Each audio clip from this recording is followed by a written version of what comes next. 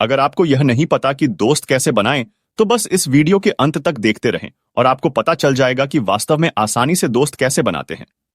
तो यह जान लें कि यह मेरे लैपटॉप पर सबसे ज्यादा गूगल किया जाने वाला टॉपिक है। गूगल आपको बस इतना बताएगा कि पुराने दोस्तों से फिर से संपर्क करें। विकीहाउ गूगल का ही एक कॉपी पेस्ट संस्करण है जिसमें संदिग्ध चित्र होते हैं।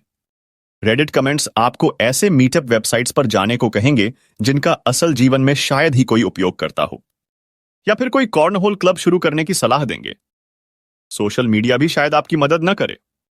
यूट्यूब वह मुख्य कारण है जिसके चलते लोग बाहर नहीं जाते। टिकटॉक आपको अकेले में मनोरंजन करने के लिए ही डिजाइन किया गया है।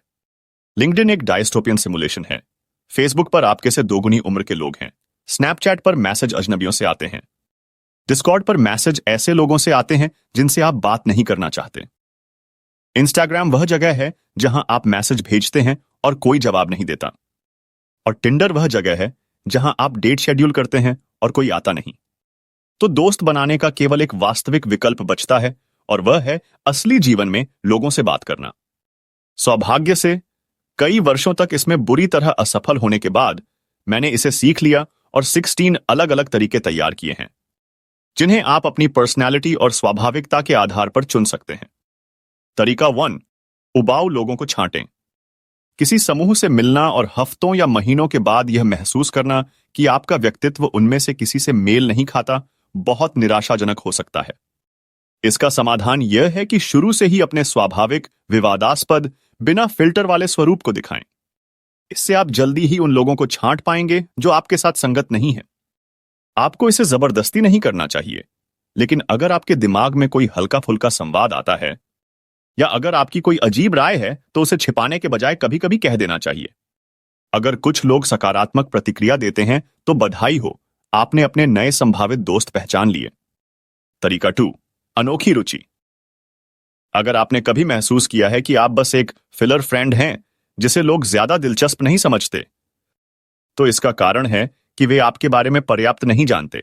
इसे ठीक करने के लिए लोगों से अपनी अनोखी रुचियों के बारे में बात करें। आपको लग सकता है कि लोग इसकी परवाह नहीं करेंगे, लेकिन भले ही आपकी रुचि किसी नीरस चीज में हो, जैसे ड्राइववे साफ करना, कम से कम लोगों के पास आपको याद रखने के लिए कुछ होगा। बस ध्यान दें कि अपनी रुचि को इस तरह से समझाएं कि वे समझ सकें, बड़े शब्दों का उपयोग किए बिना और जटिल चीजों में जाए बिना।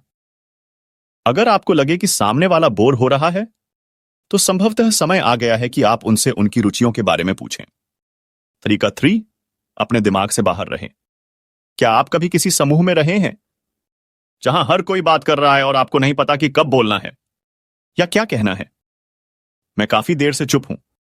लोग मेरे बारे में क्या सोच रहे हैं? मुझे क्या कहना चाहिए?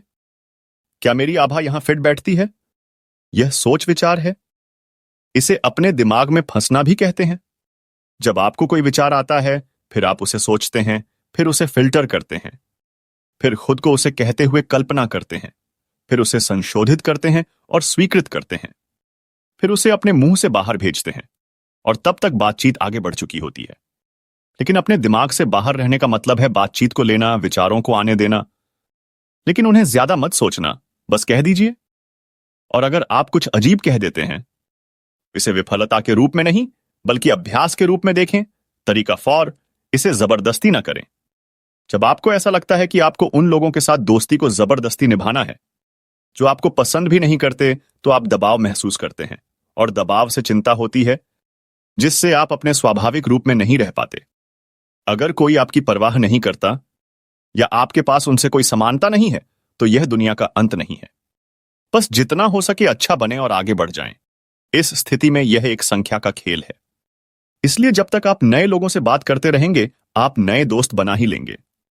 तरीका 5, मुख्य किरदार बने।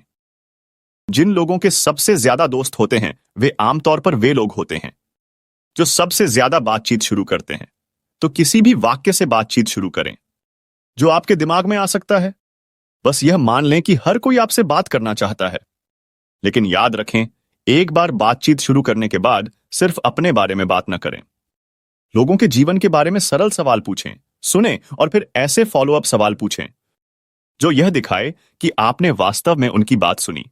यह हिस्सा महत्वपूर्ण है क्योंकि एक बार जब लोग आपसे बात करने में सहज हो जाते हैं तो वे आपसे खुद बातचीत शुरू करेंगे। तरीका 6, सहायक किरदार बने।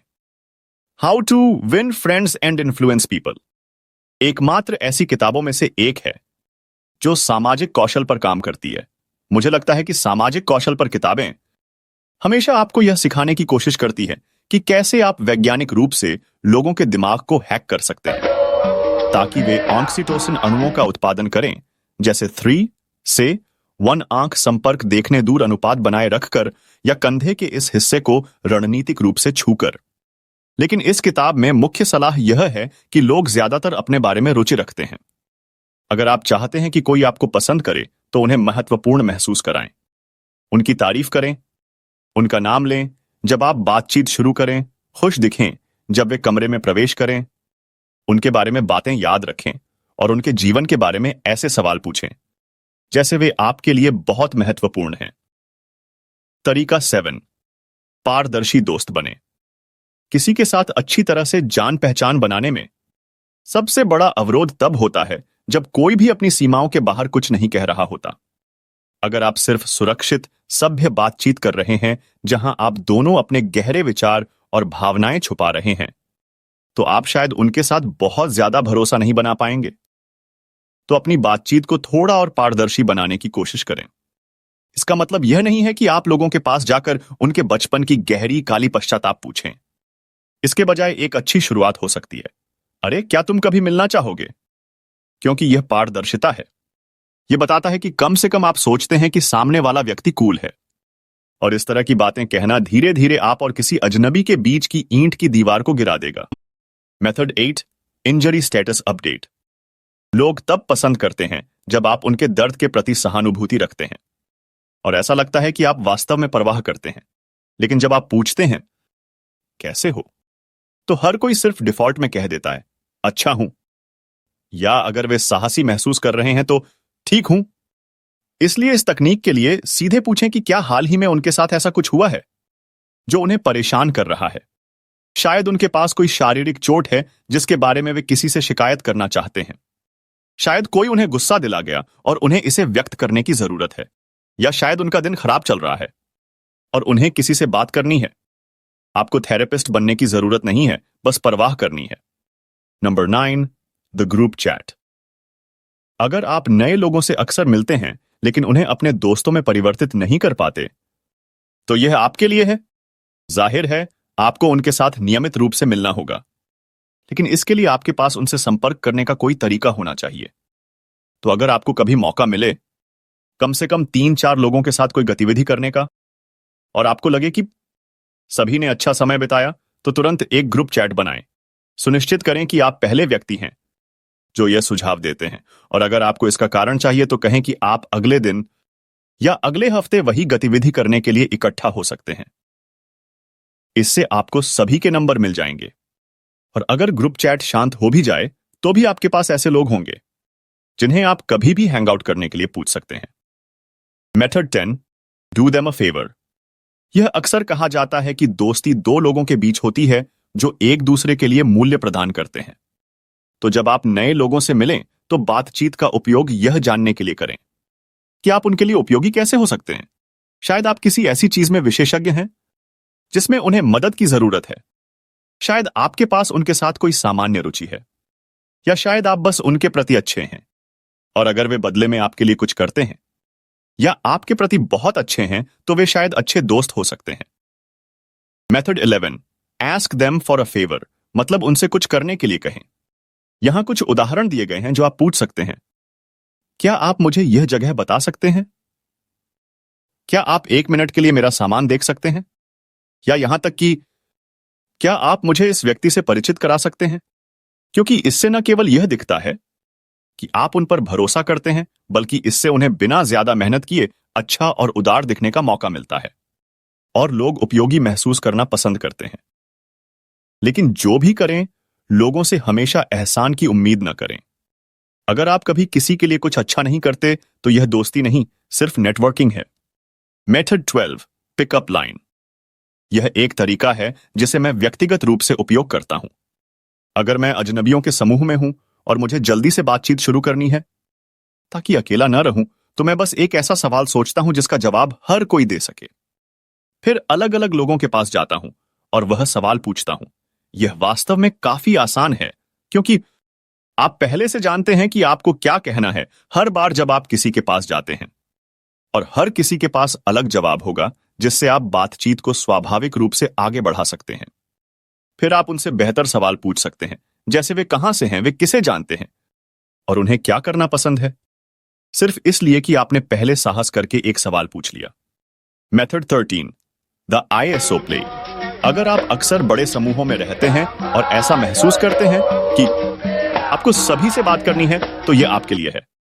बास्केटबॉल में एक ISO प्ले एक सामान्य चाल है जहां आप दूसरी टीम के सबसे आसान डिफेंडर को चुनते हैं और उन्हें एक के एक में हराने की कोशिश करते हैं।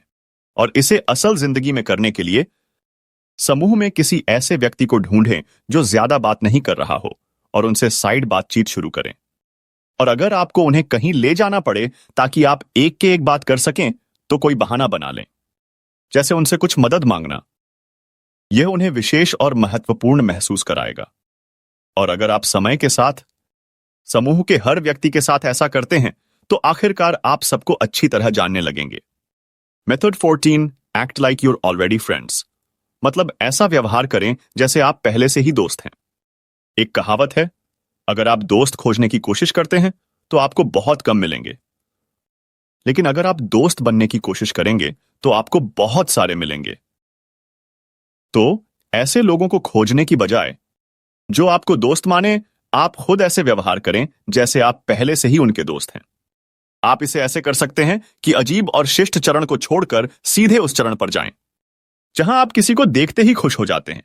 आप उनके साथ मजाक करते हैं जैसे कोई दोस्त करता है। आप बार बार उनका नाम लेते हैं, आप उनकी पीठ थपथ पाते हैं और आमतौर पर उनके साथ ऐसे व्यवहार करते हैं जैसे आप उन्हें लंबे समय से जानते हैं। यह सबसे शक्तिशाली तरीकों में से एक है, लेकिन हमेशा सावधान रहें, क्योंकि बड़ी शक्ति के साथ अजीब होने की बड़ी संभावना भी आती है। मेथड 15, द एक्टिविटी बडी। जब आप किसी से मिलें तो उनसे पूछें कि ऐसी कोई चीज जो वे हमेशा करना चाहते थे लेकिन अब तक नहीं कर पाए। फिर उन्हें वह चीज करने की पेशकश करें।